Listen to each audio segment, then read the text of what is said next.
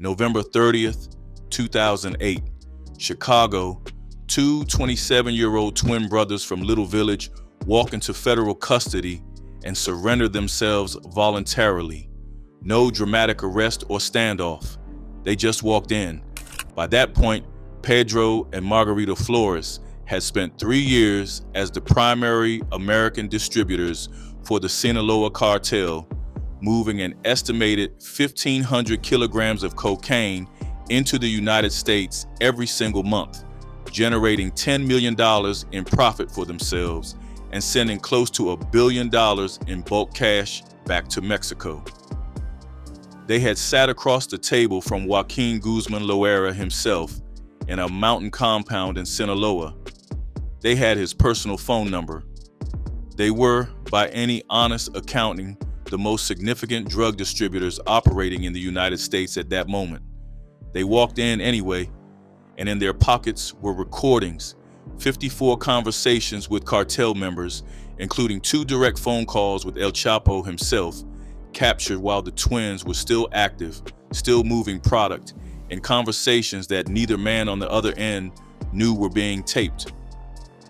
Those recordings are why Guzman is now serving life plus 30 years in ADX Florence in Colorado.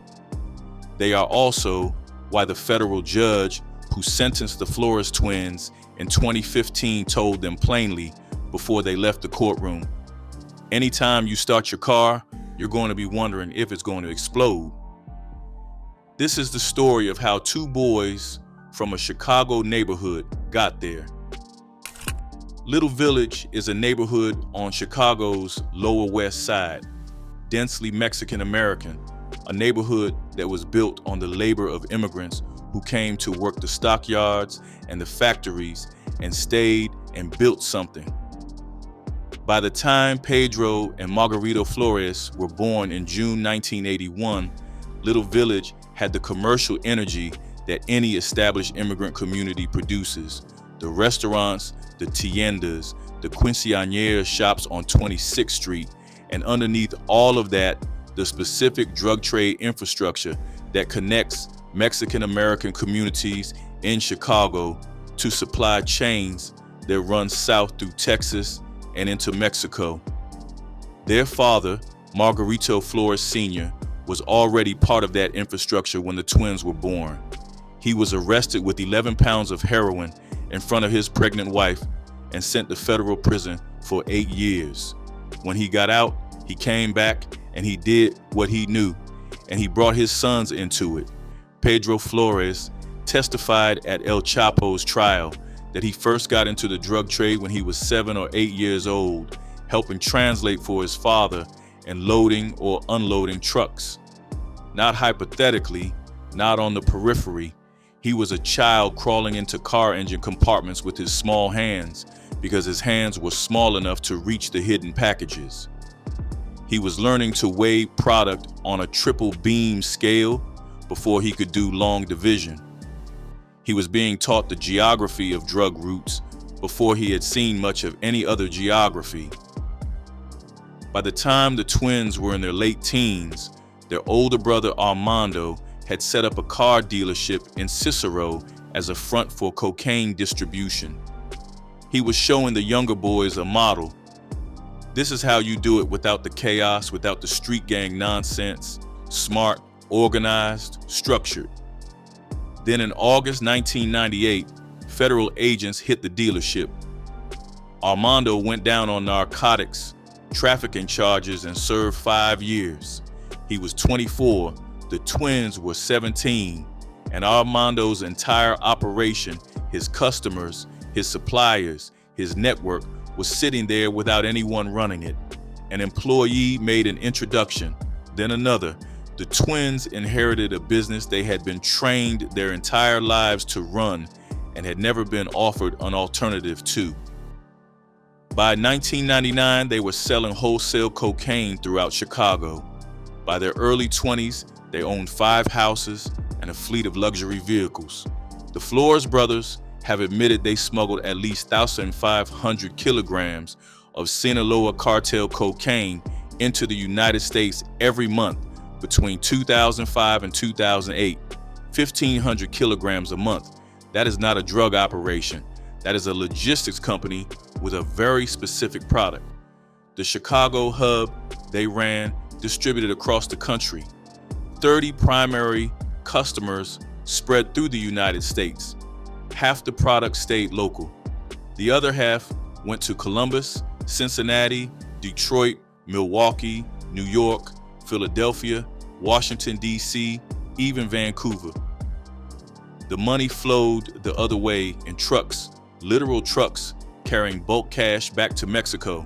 According to their guilty pleas, they sent more than $930 million in bulk cash back to the cartel in Mexico. $930 million loaded into vehicles and driven south. The concealment methods evolved constantly.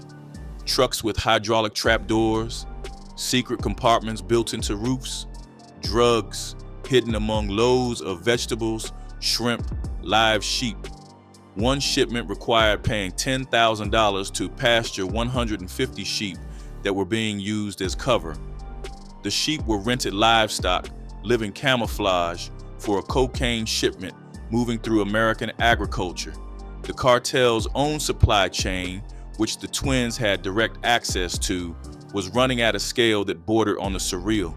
The floor's testimony also provided intriguing details about the cartel's drug trafficking operations, including accounts of how El Chapo used several 747 aircraft to move cocaine from Central and South America to Mexico. Jumbo jets, fleet of them running under the cover of a fake humanitarian aid project, delivering clothing donations to Central and South America. When those planes came back to Mexico, they carried 28,000 pounds of cocaine per flight, landing at Mexico City's main airport, where officials had been paid at every level to not ask questions. The cocaine flowed like a river, and the twins were one of the main American distributors it flowed to. According to one estimate by federal agents, the twins helped smuggle at least 71 tons of cocaine and heroin. 71 tons, nearly $2 billion transferred back to Mexico. On the profit side, the twins were generating approximately $10 million a month for themselves. Their wives later described the lifestyle: 10-carat diamond wedding rings, private resorts in Puerto Vallarta, a mountain estate in Mexico with dancing horses, monkeys, tigers, a warehouse stacked with foreign luxury cars.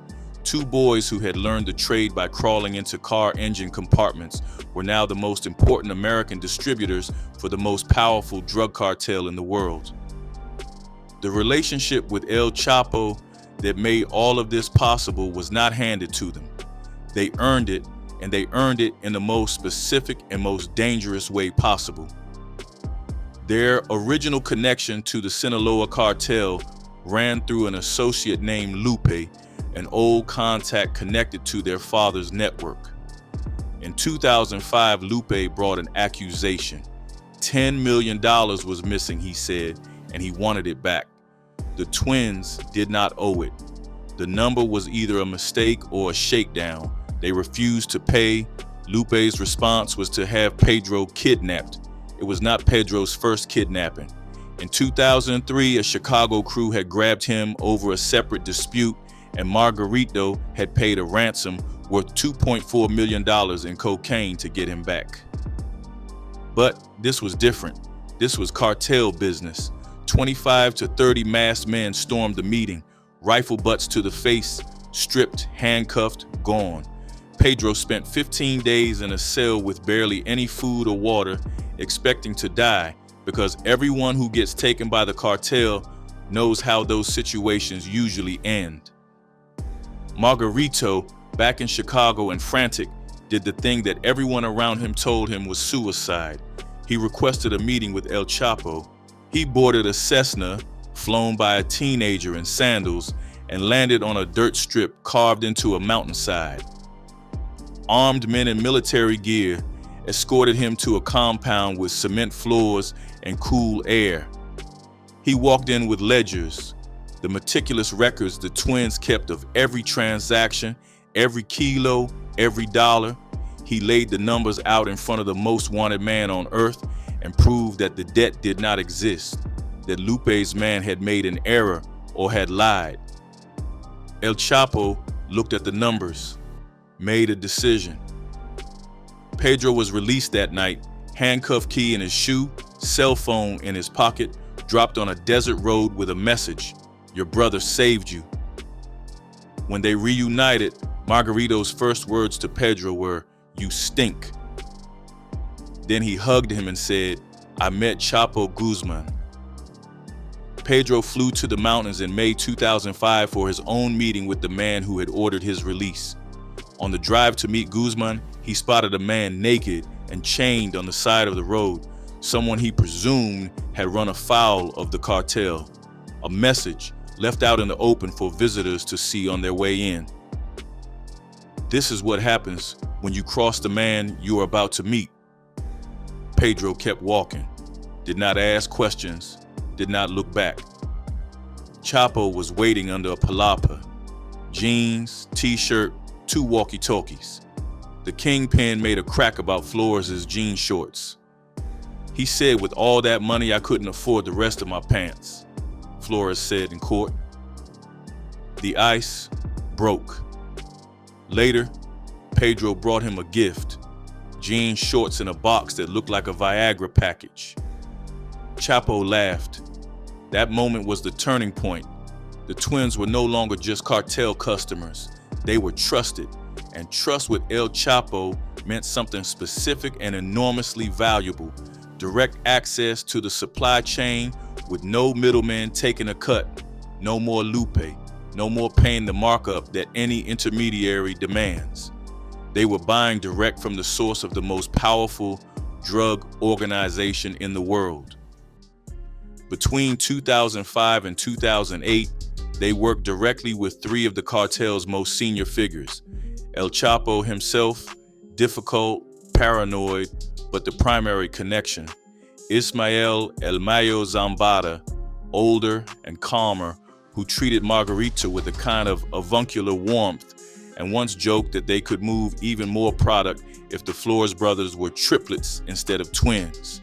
And Arturo Beltran Leyva, less internationally famous than the other 2, but described by the twins in their cooperation as the most formidable business operator of the 3, the one who actually moved more weight than either Chapo or Mayo. For 3 years, the twins occupied a position that had never previously existed for an American-born distribution network. Trusted partners at the top of the Sinaloa cartel supply chain with direct relationships to its senior leadership, moving 1,500 kilograms a month and sending hundreds of millions back south.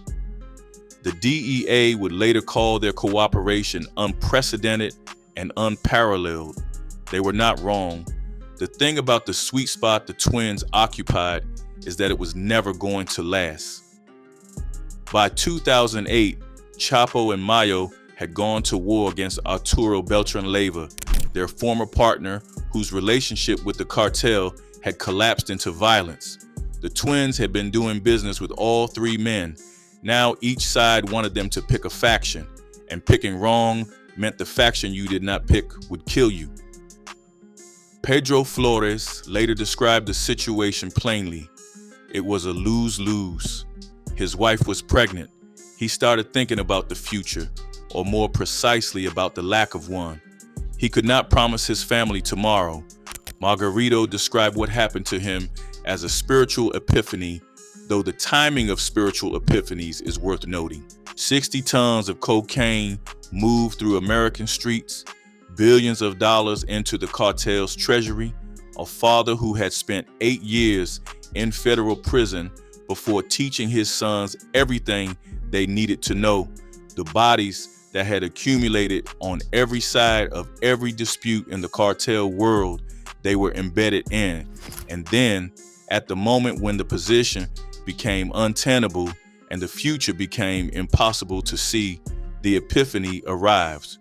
What is important is what they did next, because it was not what most people in their position would have done. They did not simply walk into a federal building and start talking. They recognized that their value to the government was not just what they knew, but what they could prove. And to prove it, they needed recordings. The Flores brothers agreed to snitch on the kingpin, Joaquin El Chapo Guzman, after their 2008 meeting in a hotel in Monterrey. They reached out to DEA agents stationed in Mexico and started cooperating while still active, still moving product, still talking to the cartel's most senior leadership. They were not informants sitting in protective custody, telling old stories.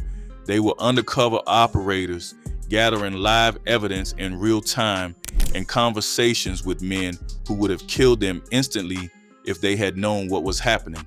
They recorded 54 conversations with cartel members, each one a potential death sentence if discovered. Then came the big fish, the call to El Chapo himself, engineered through the specific provocation of calling to renegotiate the price of heroin already received, because that kind of dispute required a direct conversation with the boss. During the recording that was played in open court, Margarito is heard giving a phone number to someone he said was Guzman's son, Jesus Alfredo Guzman Salazar. "That was my DEA handler calling me," Flores said.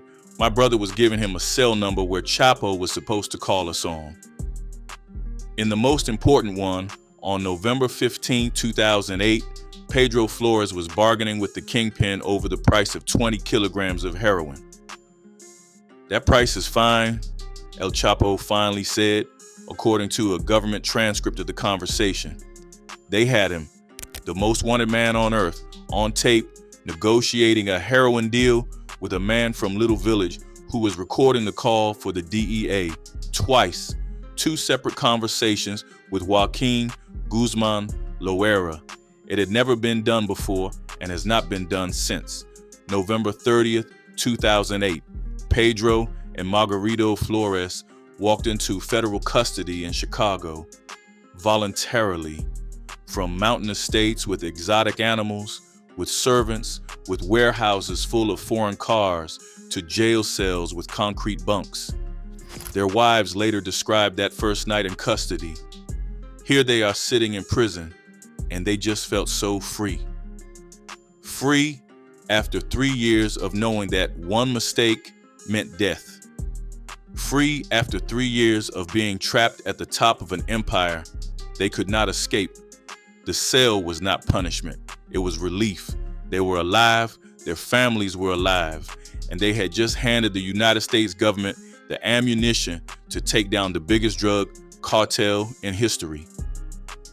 Then their father went to Mexico. Margarito Flores Sr. was told not to go. His sons begged him. The federal handlers issued warnings. Everyone who understood what the Sinaloa cartel does to the families of cooperating witnesses understood what going to Mexico meant for a man whose sons had just recorded El Chapo. His empty car was found in the Sinaloa desert with a note on the windshield warning his sons to keep quiet. He's presumed dead, murdered, as direct retaliation for what his sons had done. His body was never recovered. The twins got the news in the middle of their cooperation sessions. They kept going because stopping meant their father had died for nothing, and because there was no stopping once you had recorded El Chapo. The only direction from that point was forward. The 2009 indictments built on the twins' cooperation named 54 defendants. Their joint testimony led to indictments against El Chapo and 61 other members of the Mexican cartel, including the drug lord's son. The entire Sinaloa cartel leadership structure exposed in a federal indictment in Chicago because two twins from Little Village had kept ledgers and made recordings and walked into federal custody when they could have run. January 27th, 2015, sentencing day in Chicago. The federal judge who heard the case said he would have sentenced the Flores brothers to life were it not for the extraordinary amount of information the brothers provided on the Sinaloa cartel's structure. Instead, they received 14 years each, with time served and cooperation credit to be applied. The judge told the twin brothers, "You and your family will always have to look over your shoulder. Anytime you start your car, you're going to be wondering, is that car going to start or is it going to explode?" That warning was not rhetorical. Their father was already dead. The target on their backs would never come off. December 2018, Brooklyn Federal Court, United States versus Joaquin Guzman Loera. Pedro Flores, who wore a dark blue jumpsuit, testified in the afternoon portion of the hearing and appeared nervous at first. He testified in English without a translator, a quiet man from Little Village, explaining to a Brooklyn jury how he had spent 3 years at the top of a cartel that moved billions of dollars in cocaine and heroin through the United States. He described the warehouse network in Chicago, the stash houses chosen specifically in wealthy neighborhoods, because wealthy neighborhoods do not expect drug operations. He described one location in New York with a beautiful view of the Brooklyn Bridge, which the jury sitting in Brooklyn found appropriately ironic. He described the routes, the systems, the freight trains carrying cash back to Mexico. Flores said he and his brother were alone when making the recordings. "We didn't have a DEA SWAT team in the next room. It was just us." The defense tried to attack his credibility. He was a convicted felon, a drug trafficker, a snitch. All of that was true. The recordings did not care. The ledgers did not care. The meticulous documentation the twins had kept did not care. The jury deliberated. Guzman was sentenced to life in prison after Pedro Flores testified against him in 2018 in New York. Life plus 30 years. ADX Florence, Colorado. 23 hours a day in solitary confinement. The man who had escaped Mexican prisons twice, who had built tunnels under the border, who had commanded an army and made billions, was brought to that cell by two twins from Little Village and a tape recorder. The aftermath has its own complications because the Flores twins' story did not end with El Chapo's conviction. Their wives, Viviana Lopez and Valerie Gaitan, were daughters of Chicago police officers who had written a book about their lives called Cartel Wives. In June 2021, both women were arrested on federal money laundering charges. Pedro gave Viviana a $200,000 Bentley right before prison. Prosecutors called it wholly inappropriate. Federal agents seized it, and the money question has never been fully resolved. The government no longer holds the view that all recoverable proceeds were turned over to the government. $930 million in admitted bulk cash transfers back to Mexico. Federal agents estimate the total figure was closer to $2 billion. $4 million was seized in a house in Plainfield, Illinois. The rest has never been accounted for. Jack Riley, who ran the Chicago office of the DEA in 2008, said, "We never had a good accounting of all of their money." Margarito Flores, since his release, has become publicly visible in ways that strain the definition of witness protection. He has spoken at law enforcement seminars, at universities, at churches, at juvenile detention centers. He consults with police departments on cartel logistics, explaining the same distribution systems he built. Not everyone receives him warmly. Former Chicago prosecutor Thomas Shakeshaft breathed a sign of relief after his top witness took the stand in New York to testify against El Chapo. "I never knew when I started this case that our number one job was to keep these guys alive. That job is not finished. The target that was put on the Flores twins when they walked into federal custody in November 2008 does not expire. Every car they start, every door they open, every stranger on every street. That is the specific and permanent cost of what they did, and no sentence, no cooperation credit, no federal protection can fully absorb it." The Flores twins story is, among other things, the story of what a training produces. Their father taught them the trade from the time they were crawling into engine compartments as 7-year-olds. Their brother showed them how to run it with a business model rather than with chaos. The whole structure of their lives pointed toward a specific outcome, and they followed that trajectory with a discipline and an organizational intelligence that the DEA called unparalleled. That same discipline and organizational intelligence is what made them valuable informants. The meticulous ledgers they kept, the careful documentation of every transaction, the 54 recordings they made while still active at the top of the cartel, the 2 direct recorded conversations with the most wanted man on earth, all of that reflects the same qualities that had made them effective distributors. They did not stumble into being the most significant drug informants in American history. They engineered it with the same precision they had brought to everything else.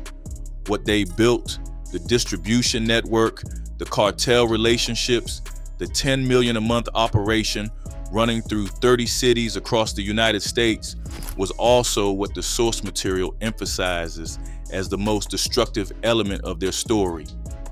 71 tons of cocaine and heroin, enough product to touch, directly or through the distribution chains below theirs, millions of American lives. The addiction, the overdoses, the family destruction, the community damage that ran downstream from the product they moved through their Chicago hub across the country. The twins knew this. They were from one of those communities.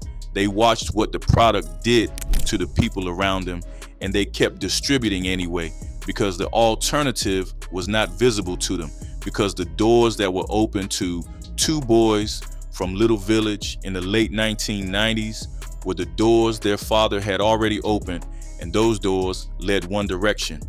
The judge who sentenced them told them they would always have to wonder if the car is going to explode. That is the sentence that stayed with every lawyer and journalist and federal agent who covered the case. Not the 14 years, not the life sentence for El Chapo, the car every morning for the rest of their lives. Their father is in an unmarked grave somewhere in the Sinaloa desert, or nowhere at all, because the cartel did not leave him where he could be found. His sons are alive. They walked into federal custody in November 2008, and they survived long enough to testify in Brooklyn in 2018, and they are still alive in 2025, which is itself a kind of miracle given what they did and who they did it to. They grew up learning the trade by crawling into car compartments with their small hands. They ended up recording El Chapo on a cell phone while their DEA handler was calling on the other line. They sent $1 billion to Mexico and got 14 years and a warning that will follow them until someone acts on it or until they die of something else first. That is the Flores twins. That is Little Village. That is what happens when the only door that opens for 2 boys is the one their father already had his hands on, and they walk through it, and they are extraordinary at what is on the other side. And then they pick up a phone and call the most dangerous man on earth and negotiate him down $5,000 a kilo while the government is listening. Some days the car starts, some days it does not. They wake up every morning and find out which kind of day it is. The specific geography of the distribution network the twins built from Chicago deserves a fuller accounting, because understanding how it worked helps explain why the DEA and federal prosecutors described their cooperation as unprecedented, and why the indictments their recordings produced were as broad as they were. Chicago was the hub, not just for Chicago itself, though the city's cocaine market was enormous, and the twins controlled a significant portion of it through the customers they supplied wholesale. Chicago was the distribution center because of its position in the American freight infrastructure. The same network of railroads and highways that made Chicago the logistics capital of the 19th century made it the ideal center for a modern drug distribution operation. Product coming in from Mexico could move outward in every direction from a Chicago hub with the same efficiency that legitimate freight moves through the city every day. The 30 primary customers the twins supplied were spread across the country in cities that would not obviously cluster around a Chicago origin point: Columbus and Cincinnati in Ohio, Detroit across the lake, Milwaukee up the interstate, the East Coast corridor through New York and Philadelphia, and Washington, the Pacific Northwest connection to Vancouver. Each of those customers had their own distribution networks below them. The twins were not selling to end users or even to street-level dealers. They were selling to people who were themselves running significant distribution operations in their home markets.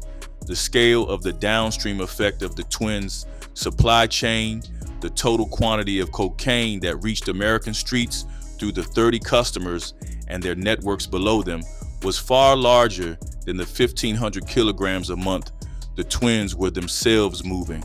They were the wholesale level of an operation that had many retail levels below them, each one multiplying the reach of what they were distributing. The cash that came back followed the same efficiency principle. Bulk cash does not move easily or cheaply or safely in a country with the banking surveillance infrastructure that the United States maintains. The twins used freight trains and trucks to move the money westward, the same transportation infrastructure that had brought the product east, running the currency in the opposite direction.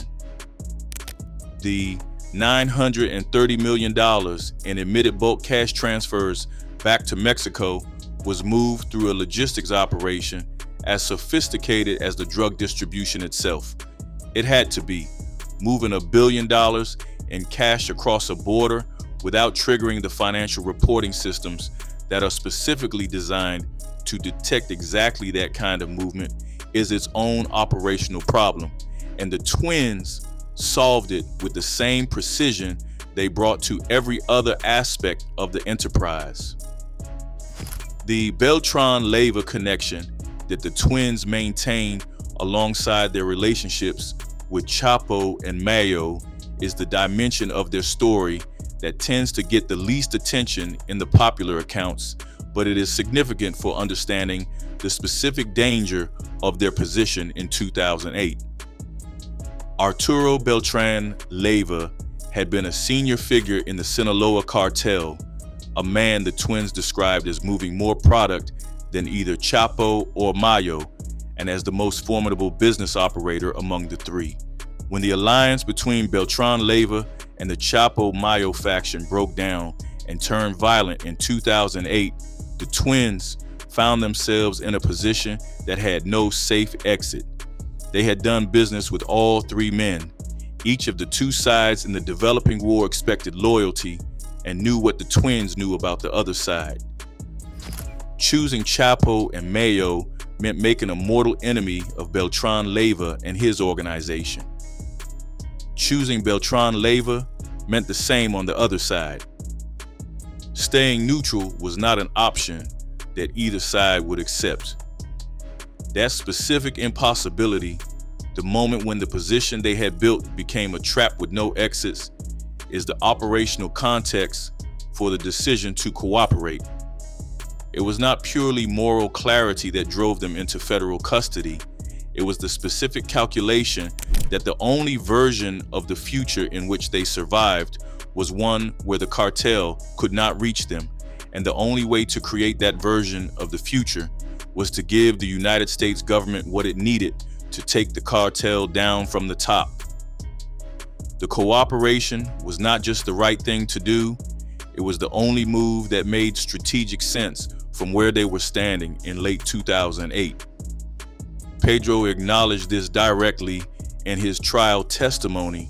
His wife was pregnant. He could not promise his family tomorrow. That is the emotional truth of the decision, but underneath the emotional truth was the strategic truth.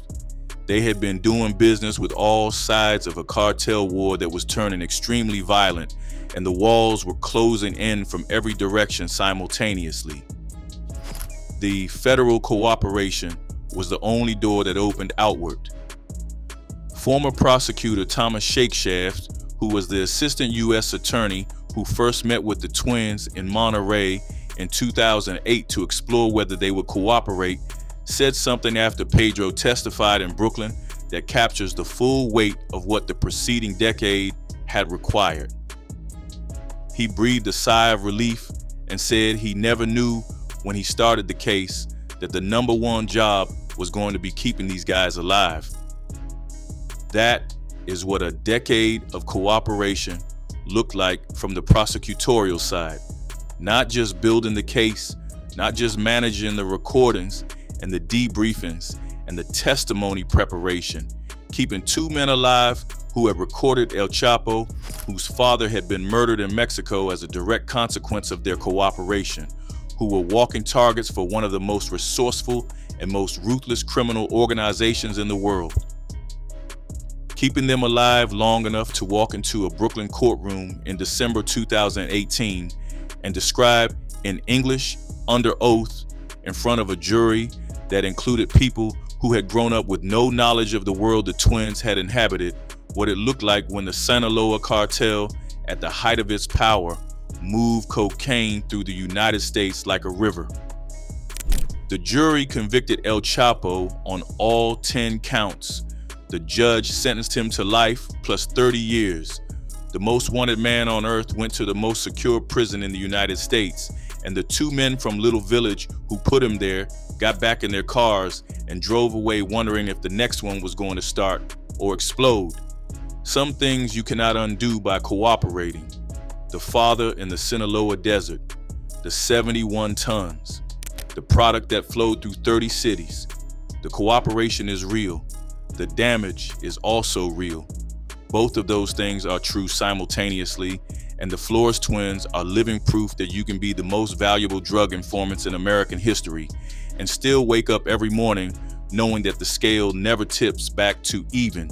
No matter what you do, no matter how long you cooperate, no matter how many people you help put in prison, the car either starts or it does not. That is where they live. That is what it costs.